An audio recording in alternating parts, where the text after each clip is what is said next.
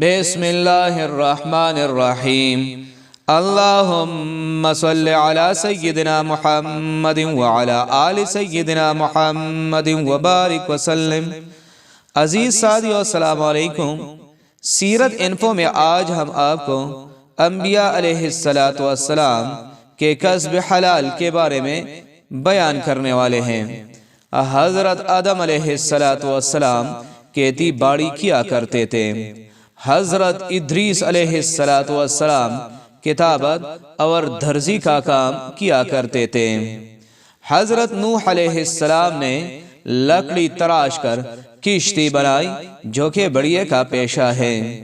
حضرت ہود علیہ السلام اور حضرت صالح علیہ السلام تجارت کرتے تھے۔ حضرت ذوالقرنین علیہ السلام زنبیل یعنی ڈھولیا بناتے تھے۔ حضرت ابراہیم علیہ السلام نے کھیتی اور تعمیر کا کام کیا ہے۔ حضرت اسماعیل علیہ السلام تیر بناتے اور شکار کرتے تھے۔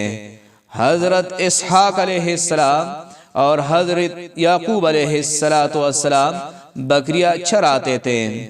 حضرت یوسف علیہ السلام نے غلہ کی تجارت کی ہے۔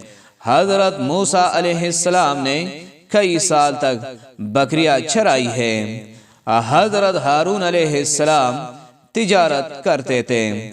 حضرت یسع علیہ السلام کھیتی باڑی کرتے تھے۔ حضرت داؤد علیہ السلام زرع بناتے تھے۔ حضرت سلیمان علیہ السلام زنبیل بناتے تھے۔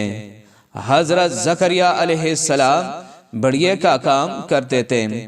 اور خاتم الانبیاء حضرت محمد صلی اللہ علیہ وآلہ وسلم نے بکریاں بھی چرائی اور تجارت بھی فرمائی۔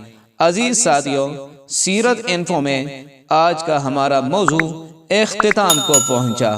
اگلی ویڈیو میں ایک نئے موضوع کے ساتھ پھر حاضر خدمت ہوں گے۔ اس وقت تک کے لیے اجازت دیجیے۔ والسلام۔